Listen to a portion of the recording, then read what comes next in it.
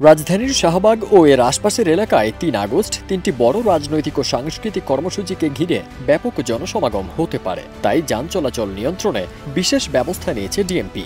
একই সঙ্গে পরীক্ষার্থীদের হাতে সময় নিয়ে বের হওয়ার অনুরোধ জানানো হয়েছে। ডিএমপি কমিশনার শেখ মোহাম্মদ সাজ্জাদ আলীর স্বাক্ষরিত এক গণবিজ্ঞপ্তিতে বলা হয়েছে, ৩ আগস্ট রাজধানীর শাহবাগ মোড়ে ছাত্রদলের ছাত্র সমাবেশ, কেন্দ্রীয় শহীদ মিনারে জাতীয় নাগরিক পার্টি এনসিপির জনসমাবেশ, সোহরাওয়ার্দী উদ্যানে সাইমন শিল্পী গোষ্ঠীর জুলাই জাগরণ উৎসব, এসব কর্মসূচি ঘিরে বিপুল জনসমাগমের সম্ভাবনা রয়েছে। এই কারণে শাহবাগ ও এর আশপাশের এলাকায় যান চলাচল নিয়ন্ত্রণে রাখা হবে। শাহবাগ মোড়ে দুপুর ১২টা থেকে সন্ধ্যা ৬টা পর্যন্ত ছাত্রদলের ছাত্র সমাবেশ অনুষ্ঠিত হবে। বিকেল ৩টা থেকে ৬টা পর্যন্ত শহীদ মিনারে হবে এনসিপির জুলাই ঘোষণাপত্র ও সনদের দাবিতে সমাবেশ। এছাড়া সকাল ১০টা থেকে রাত ১০টা পর্যন্ত সোহরাওয়ার্দী উদ্যানে চলতে থাকবে সাইমন শিল্পী গোষ্ঠীর আয়োজনে ৪ দিন ব্যাপী জুলাই জাগরণ সাংস্কৃতিক উৎসব।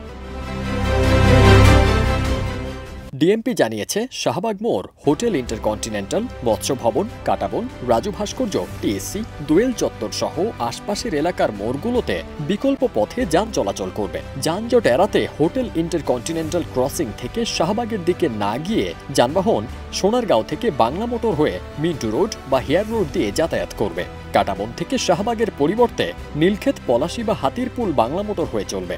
এছাড়া মৎস্য ভবন হয়ে আগত যানবাহন হেয়ার রোড বা মগবাজার রোড ব্যবহার করবে এবং টিএসসি হয়ে আসা যানবাহন শাহবাগে না ঢুকে দোয়েল চত্বর হয়ে ঘুরে যাওয়ার অনুরোধ জানিয়েছে ঢাকা মহানগর পুলিশ।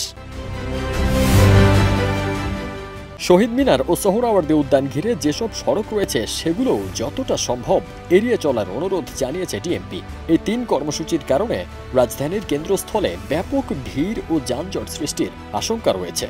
বিশেষ করে এইচএসসি ও বিসিএস পরীক্ষার্থীদের জন্য সময় মতো কেন্দ্রে পৌঁছাতে সমস্যার আশঙ্কা থেকেই ডিএমপি এমন আগাম নির্দেশনা জারি করেছে।